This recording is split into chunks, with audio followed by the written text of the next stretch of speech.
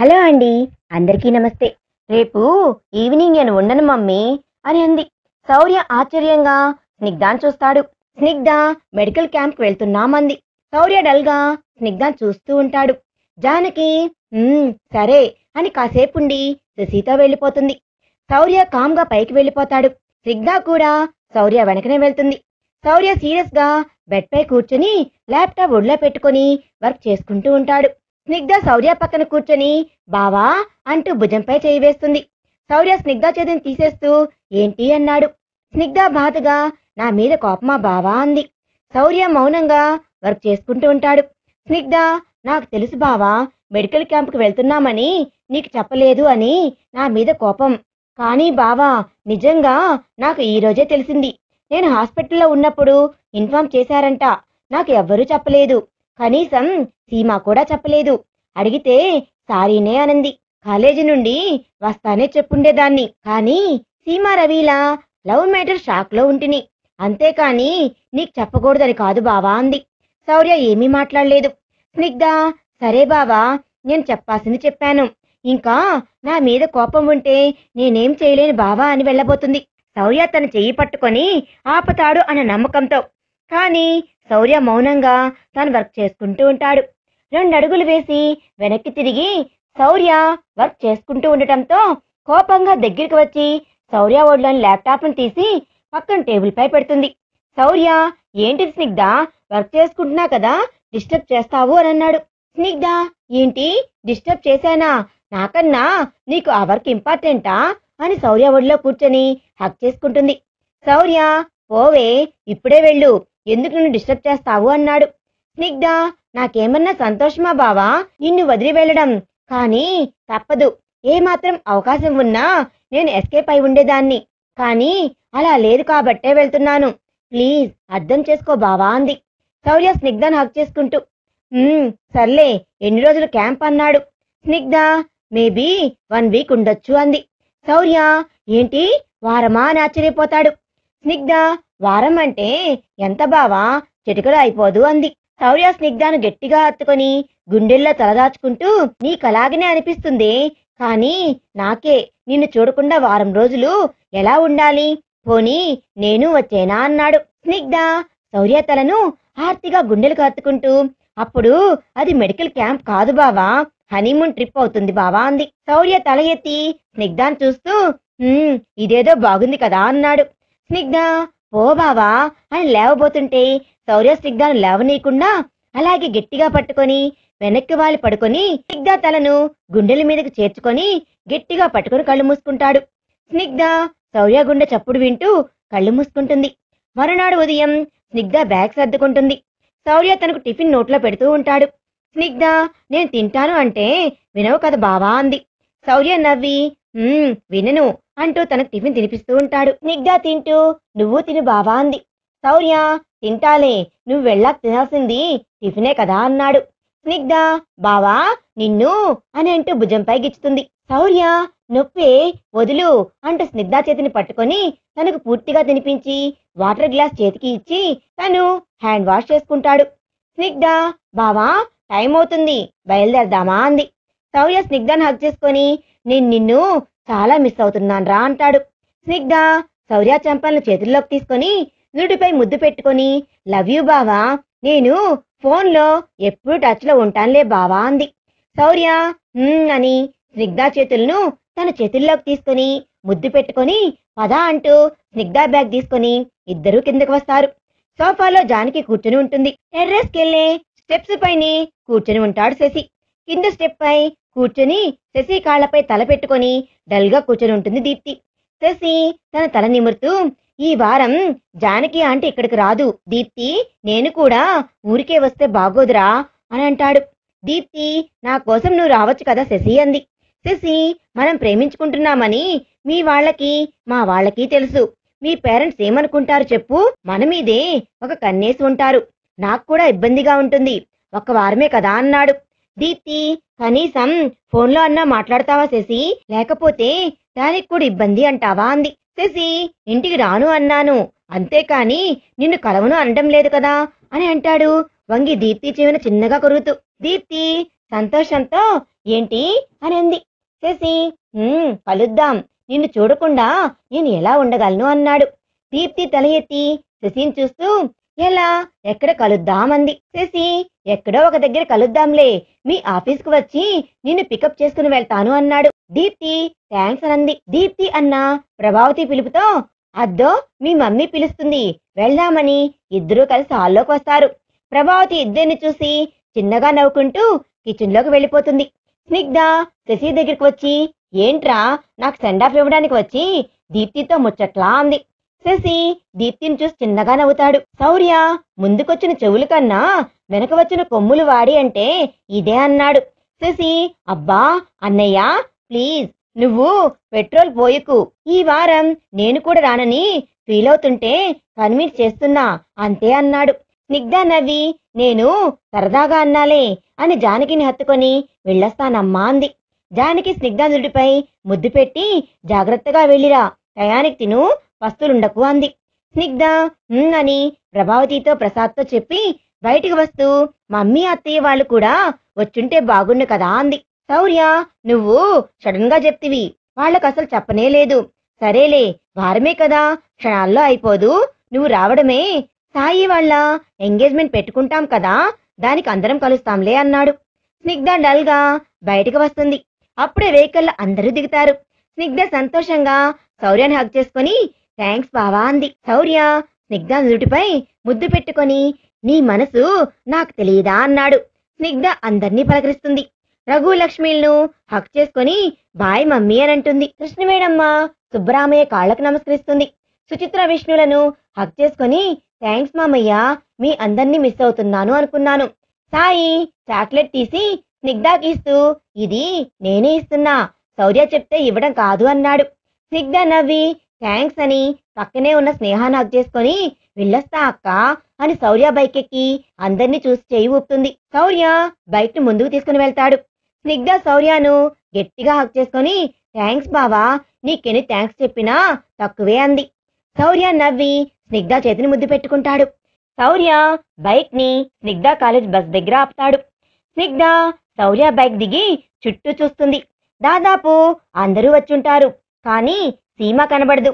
శౌర్య Snigdha bag తీసుకొని తన దగ్గరకు వస్తాడు. స్నిగ్ధ సీమ రాలేదేంటి బావా అని అంది. శౌర్య వస్తారులే, పాపం నిన్నే వాళ్ళ ప్రేమను తెలుపుకొని ఇప్పుడు వారం రోజులు దూరంగా ఉండాలి అంటే వాళ్ళకి ఎంత పెయిన్ గా ఉంటుంది అన్నాడు. స్నిగ్ధ నిజమేలే, కనీసం వారు ఒకరి మనసులో ఒకరున్నారు అని తెలుసుకున్నారు, ఫోన్లో టచ్ లో ఉంటారు, లేకపోతే సీమ డల్గానే ఉంటుంది కదా అంది. శౌర్య అని అంటాడు. రవి సీమ గుడిలో మెట్లపై కూర్చునుంటారు. రవి సీమను చూస్తూ ఉంటాడు. సీమ కళ్ళెగరిస్తూ ఏంటి అంది. రవి చిన్నగా నవ్వి సీమ చేయి పట్టుకొని ఏంటో నీకు తెలియదా అన్నాడు. సీమ రవి చేతిని తన చేత్తో పట్టుకొని తెలుస్తుంది రవి, కానీ తప్పదు కదా. సారీ రవి, నేను చాలా బాధ పెడుతున్నాను.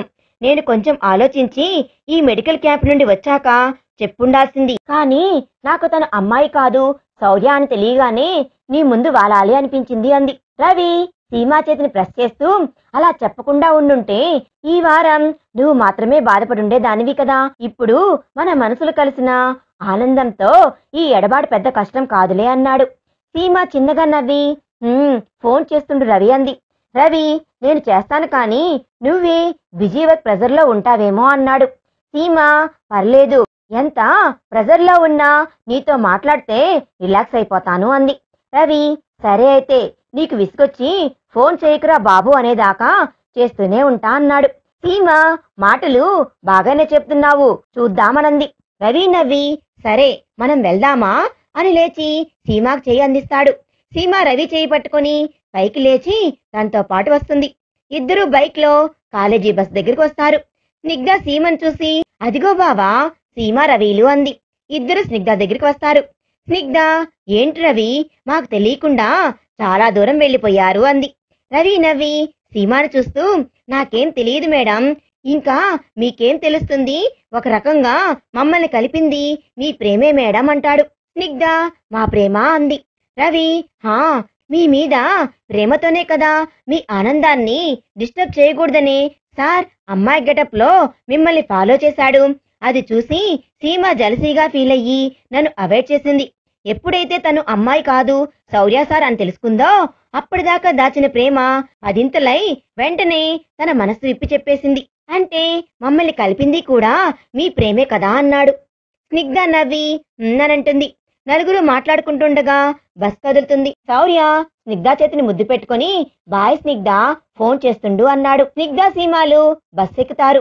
శౌర్య రవిలు చేతులు ఊపి బాయ్ చెప్తారు. బస్ బయలుదేరుతుంది. రవి శౌర్యాలు వెళ్లిపోతారు. బస్ ఒక 2 గంటల జర్నీ తర్వాత మెడికల్ క్యాంప్ ఏరియాకు చేరుకుంటుంది. అక్కడ టెంటులు వేసుకొని ట్రీట్మెంట్ ఇస్తూ ఉంటారు. రెగ్యులర్ గా ఫోన్లో మెసేజ్ చేసుకోవడం, ఫోన్లో మాట్లాడుకోవడంతోనూ పేషెంట్ ను చూడటంతో రోజులు గడుస్తాయి. 2 రోజుల తర్వాత స్నిగ్ధ పేషెంట్ ను చెక్ చేస్తూ ఉంటుంది. 4 వ్యక్తులు సూసైడ్ కు మందు తాగింది అని ఒక అమ్మాయిని మోసుకుని వచ్చి బెడ్ పై పడుకోబెడతారు. ఆ అమ్మాయి స్పృహ కోల్పోయి ఉంటుంది. స్నిగ్ధ ఆ అమ్మాయి చేత తాగిన మందును కక్కించి నీరసంగా ఉండటంతో సెలైన్ ఎక్కిస్తుంది. స్నిగ్ధ ఆ అమ్మాయిని చూస్తూ సీమాతో సూసైడ్ చేసుకునేంత కష్టం ఈ అమ్మాయికి ఏమొచ్చిందో, చూడటానికి అందంగా ఉంది, బట్టలు సాధారణంగా ఉన్నా ఫేస్ లో బాగా కలిగిన అమ్మాయిలా కనిపిస్తుంది. బహుశా బాగా కలిగిన కుటుంబం అయ్యి ఇప్పుడు పేదరికంలో ఉండి ఉంటారు అంది. సీమ ఏమోనే, మనకెందుకు, మనకు తను పేషెంట్ ట్రీట్మెంట్ చేయడం వరకు మాత్రమే మన బాధ్యత, అంతకు మించి తన పర్సనల్ విషయాలు మనకు అనవసరం, నువ్వు ఎక్కువగా ఆలోచించుకు అంది. స్నిగ్ధ సరేలే అంది. వీళ్ళు మాట్లాడుతుండగానే ఆ అమ్మాయి కదులుతూ ఉంది. స్నిగ్ధ అదిగో తను కదులుతుంది అని అంటుండగానే ఆ అమ్మాయి లేచి చుట్టూ చూసి అది హాస్పిటల్ అని అర్థం చేసుకొని ఏడుస్తూ అక్కడ టేబుల్ పై ఉన్న కత్తిని చూసి సెలైన్ నీడిల్ పీకి పరుగున టేబుల్ దగ్గరికి వెళ్తుంటే సీమ స్నిగ్ధాలు గమనించి టేబుల్ పై కత్తిని చూసి తనేదో చేసుకుంటుంది అనుకొని ఫాస్ట్ గా వెళ్లి ఇద్దరు చెరొక చేయి పట్టుకుంటారు. ఆ అమ్మాయి గుంజుకుంటూ వదలండి, నేను బ్రతకకూడదు, చచ్చిపోవాలి, వదలండి అని అరుస్తుంది. స్నిగ్ధ ఎందుకలా అనుకుంటారు, మీరు ఆయుష్ ఉంది కాబట్టే మేము బ్రతికించగలిగాము, కానీ మీరు మళ్ళీ సూసైడ్ చేసుకోవాలని ఎందుకు అనుకుంటున్నారు అంది. అమ్మాయి ఏడుస్తూ నేను ఎవరి కోసం బ్రతకాలి, నాకు ఎవ్వరూ లేరు, ప్రేమించిన వాడు నన్ను ప్రేమించడం లేదు అని చీకొట్టి తన మరదల్ని పెళ్లి చేసుకున్నాడు, అయినా అడ్జస్ట్ అయ్యి ఒంటరిగా బ్రతకడానికి నిర్ణయం తీసుకొని ఈ పల్లెటూరుకు పిల్లలకు స్కూల్ పాఠాలు చెప్పుకొని బ్రతుకుతుంటే ప్రతి మగాడి కన్ను నా మీదే, నీకు ఎవరూ లేరని బాధపడకు, నేనుంచుకుంటా నాతో రా అని అనేవాళ్లే అని ఏడుస్తూ ఈ రోజైతే ఎదురుంటి అతను బలవంతం చేయబోయాడు. నా టైం బాగుండి వాడి కబంధ హస్తాల నుండి తప్పించుకున్నాను, నా వల్ల కాదండి, ఎప్పుడు ఏమవుతుందా అని నేను బ్రతకలేను, నేను ప్రేమించిన అతను నన్ను ప్రేమించి ఉంటే ఈ రోజు నేను కూడా మీలాగే సంతోషంగా ఉండేదాన్ని అని కాసేపు ఆగుతుంది. సీమ స్నిగ్ధాలు బాధగా చూస్తారు. ఆ అమ్మాయి ప్లీజ్ నాకు చిన్న హెల్ప్ చేయండి అంది. స్నిగ్ధ ఏం చేయాలి అంది. మీ దగ్గర స్లీపింగ్ టాబ్లెట్స్ ఉంటాయి కదా, అవి ఇవ్వండి, హాయిగా నొప్పి తెలియకుండా చచ్చిపోతాను అంది. స్నిగ్ధ మేము నిన్ను కాపాడింది చంపడానికి కాదు, చచ్చిపోయి ఏం సాధిస్తారు, బ్రతకాలి, మనలాంటి వాళ్ళని ఇంకో 10 మందిని బ్రతికించాలి అంది. ఇలాంటి సూక్తులు చెప్పడానికి బాగానే ఉంటాయి, ఇన్ని చెప్తున్నారు, నాకు సురక్షితమైన షెల్టర్ ఇవ్వగలరా, మీతో నన్ను తీసుకుని వెళ్ళగలరా, నాకు చచ్చిపోవాలి అన్న ఆలోచనని చంపి బ్రతకడానికి ఒక హోప్ చూపగలరా అంది. స్నిగ్ధ ఓకే, నువ్వు అడిగినవన్నీ చేస్తాను, ఇక ఎప్పుడు సూసైడ్ చేసుకోను అని మాట ఇవ్వు అని చేయి చాపుతుంది. సీమ స్నిగ్ధ ఏం చేస్తున్నావో అర్థమవుతుందా, మీ బావ అసలు ఒప్పుకోడు, అనవసరంగా మీకు సమస్యలు వస్తాయి అంది. ఆ అమ్మాయి అవునండి, నా వలన అందరికీ సమస్యలే, నాకు స్లీపింగ్ టాబ్లెట్స్ ఇవ్వండి చాలు అంది. స్నిగ్ధ మా బావ నా మాట కాదనడు, మీరు నాకు మాట ఇవ్వండి అంటుంది. ఆ అమ్మాయి స్నిగ్ధ చేతిలో చెయ్యి వేసి మాట ఇస్తుంది. స్నిగ్ధ మీ పేరు చెప్పలేదు అంది. జ్వాల అనంది. స్నిగ్ధ నా పేరు అంది. జ్వాల నవ్వి స్నిగ్ధ చాలా బాగుంది మీ పేరు, మీకు తగ్గట్లుగానే ఉంది అంది. స్నిగ్ధ నీ పేరు కూడా బాగుంది, నీకు తగ్గట్లే వేడిగా అంది. జ్వాల నవ్వుతూ మనసులో నా వేడి అప్పుడే నీకు తెలియదులే అనుకుంటూ ఫ్రెండ్స్ అంటూ చేయి చాపుతుంది. స్నిగ్ధ ఫ్రెండ్స్ అంటూ చేయి కలుపుతుంది. మెడికల్ క్యాంప్ పూర్తి చేసుకుని బస్ లో రిటర్న్ ఎక్కుతూ ఉంటారు స్టూడెంట్స్. జ్వాల ఒక పక్క నిలబడి ఉంటుంది. స్నిగ్ధ తన దగ్గరికి వచ్చి ఏంటి జ్వాల ఇక్కడే నిలబడ్డావు అంది. జ్వాల నాకు టెన్షన్ గా ఉంది స్నిగ్ధ, నా చావు నన్ను చావనీయకుండా నీతో తీసుకుని వెళ్తున్నావు, దీనికి మీ ఇంట్లో ఒప్పుకోరు. నీ కాపురంలో సమస్యలు నా వల్ల రావడం నాకిష్టం లేదు. ఇప్పటికీ మించిపోయింది లేదు. నా మానాన నన్ను వదిలేయి అంది. స్నిగ్ధ నవ్వి, మా బావ గురించి నీకు తెలియదు. నేనడిగితే నా కోసం ఏమైనా చేస్తాడు. నా మాటని కాదనడు. నేనంటే అంత ప్రేమ అంది. జ్వాల మనసులో, నాకెందుకు తెలియదే పిచ్చి మొహమా, నీ మీద ఉన్న ఆ పిచ్చి ప్రేమను తెంచడానికే కదా నేను వస్తున్నది. ఇప్పుడు శౌర్య ఇంట్లోకి ఎంట్రీ ఇస్తున్నా. రేపు తన బెడ్రూమ్లోకి ఎంట్రీ ఇస్తాను. తర్వాత తన హార్ట్లోకి ఎంట్రీ. నువ్వు అనాథగా బయటికి అని అనుకుంటున్న జ్వాల స్నిగ్ధ కుదుపుతో తెప్పరిల్లి స్నిగ్ధ వైపు చూస్తుంది. స్నిగ్ధ, ఏంటి నీ ఆలోచనలు? నువ్వు అనవసరంగా ఆలోచిస్తున్నావు. అవన్నీ జరగవు. మా బావను చూస్తావుగా, నీకు బాగా స్పష్టమవుతుంది నీవి అనవసరపు ఆలోచనలు అని అంది. జ్వాల తడబాటుగా చూస్తూ, ఏ ఆలోచనలు అంది. స్నిగ్ధ, అదే జ్వాల, నీ వలన నాకు నా బావ గొడవలు వస్తాయని, మా సంసారంలో సమస్యలు వస్తాయి అని, మా బాండింగ్ గురించి నీకు తెలియదు కాబట్టి నీకు ఇలాంటి పిచ్చి ఆలోచనలు వస్తున్నాయి అంది. జ్వాల ఇబ్బందిగా నవ్వుతూ, వస్తున్నాగా, మీ బాండింగ్ తెలుసుకుంటాలే అంది. స్నిగ్ధ నవ్వుతూ, సరే పదా అని స్నిగ్ధ వెళ్లి బస్ ఎక్కుతుంది. స్నిగ్ధ వెనకని జ్వాల కూడా బస్ ఎక్కుతుంది. బస్ కదులుతుంది. లోకేష్ ఫస్ట్ సీట్లోనే కూర్చుని ఉంటాడు. జ్వాల లోకేష్ చూసి నవ్వుతూ థమ్సప్ సింబల్ చూపిస్తుంది. లోకేష్ కంగారుగా చుట్టూ చూసి ఎవరూ గమనించలేదని రిలాక్స్ అయ్యి ఐ బ్లింక్ చేసి నవ్వుతాడు. స్నిగ్ధ సీమ పక్కన కూర్చొని జ్వాలను వేరే సీట్లో కూర్చోబెడుతుంది. సీమ, నువ్వు భలే మొండిదానివే, నీ పంతం నెగ్గించుకుంటున్నావు కదా. నాకెందుకో నువ్వు చేసింది కరెక్ట్ అనిపించడం లేదు. అసలు తన మీద నాకు మంచి అభిప్రాయం కూడా రావడం లేదు అంది. స్నిగ్ధ, నేను షెల్టర్ ఇవ్వకపోతే తను మళ్ళీ సూసైడ్ చేసుకొని చనిపోతే నాకు లైఫ్ లాంగ్ ఒక ముళ్ళులా గుచ్చుకుంటూనే ఉంటుంది అని అంది. సీమ, నీ మంచితనమే నీకు శ్రీరామ రక్ష అవ్వాలే అంది. స్నిగ్ధ నవ్వి, మా బావ ప్రేమనే నాకు శ్రీరామ రక్ష అంది. బస్ ఇంకో అరగంటలో కాలేజీ చేరుకుంటుంది అనగా స్నిగ్ధ శౌర్యకు ఫోన్ చేస్తుంది. శౌర్య, స్నిగ్ధ నీ కాల్ కోసమే వెయిట్ చేస్తున్నా, వచ్చేసారా అన్నాడు. స్నిగ్ధ, హా బావా, ఇంకో హాఫ్ అన్ అవర్ లో వచ్చేస్తాము అని అంది. శౌర్య, హా సరే, నేను మీ కాలేజీ దగ్గరికి వచ్చేసరికి మీరు వచ్చేస్తారులే అన్నాడు. స్నిగ్ధ, కానీ బావా, నువ్వు బైక్ తీసుకొని రాకు, కార్ తీసుకొని రా అంది. శౌర్య, కార్నా? ఎందుకు స్నిగ్ధ, బైక్ అయితే ఇద్దరం హత్తుకుని వెళ్ళొచ్చు కదా అన్నాడు. నీ టచ్ చాలా మిస్ అయ్యాన్రా, ఎప్పుడెప్పుడు వచ్చి నీ కౌగిల్లో వాళ్తానా అని ఉన్నాను అన్నాడు. స్నిగ్ధ, నాకు కూడా అలాగే ఉంది బావా, కానీ నాతో పాటు ఇంకో అమ్మాయి కూడా వస్తుంది అని జ్వాల గురించి క్లుప్తంగా చెప్తుంది. శౌర్య, ఈ అమ్మాయి ఎవరో కానీ నా జన్మాంతర శత్రువులా ఉంది, రావడమే నిన్ను నాకు దూరం చేస్తుంది అనుకున్నాడు. స్నిగ్ధ, అది ఆ మృత్యు వల్ల కూడా సాధ్యం కాదు బావా, కారులో నీ పక్కనే కూర్చుంటానుగా అంది. శౌర్య, ఇంకేం చేస్తా, అడ్జస్ట్ అవుతానులే అన్నాడు. స్నిగ్ధ నవ్వి, బాయ్ బావా అని ఫోన్ కట్ చేస్తుంది. స్నిగ్ధ బస్ కాలేజీకి వచ్చేసరికి శౌర్య కార్కి ఆనుకొని చేతులు కట్టుకొని రవితో మాట్లాడుతూ ఉంటాడు. జ్వాల బస్ విండోలోంచి చూస్తూ, నీ స్టైల్, నీ అందం ఏం మారలేదు శౌర్య, ఎన్ని సంవత్సరాలయ్యింది నిన్ను చూసి, ఇంకా నీ దగ్గరనే ఉంటానుగా, నా కళ్లకు పంటలే అని అనుకుంటూ ఉంటుంది. స్నిగ్ధ కూడా బస్ కిటికీలో నుంచి శౌర్యను మురిసిపోతూ చూస్తూ, వారమైంది బావా నిన్ను చూసి, నా కళ్లల్లోనే ఉన్న నిన్ను ఇప్పుడు ఎదురుగ్గా చూస్తుంటే చూపు తిప్పుకోవాలి అనిపించడం లేదు అని అనుకుంటూ ఉంటుంది. అప్పుడే శౌర్య స్నిగ్ధను చూసి నవ్వుతూ చేయి ఊపుతాడు. స్నిగ్ధ కూడా చేయి ఊపుతుంది. జ్వాల కూడా చేయి ఊపుతుంది.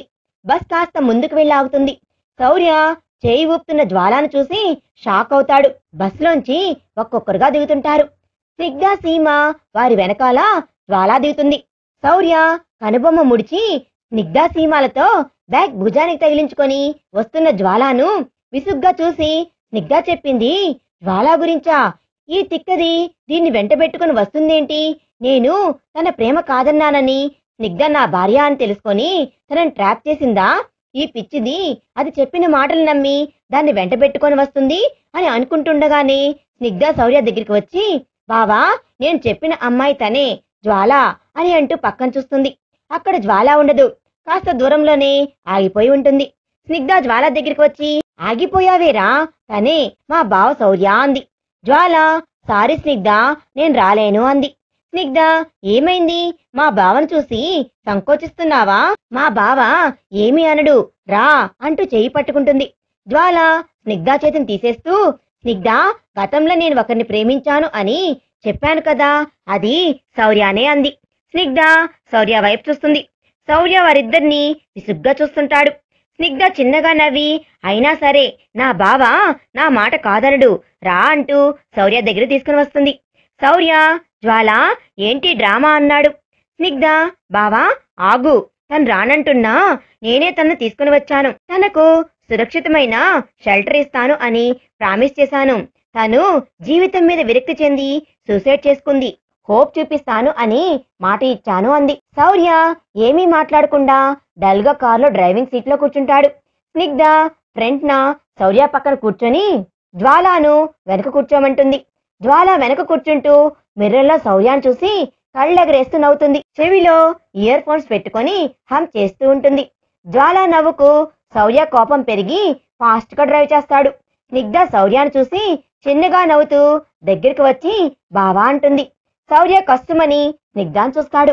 స్నిగ్ధ, అమ్మో మళ్ళీ టైగర్ వచ్చేశాడుగా అని అంటుంది. శౌర్య కోపంగానే చూస్తాడు. స్నిగ్ధ మౌనంగా ఉంటుంది.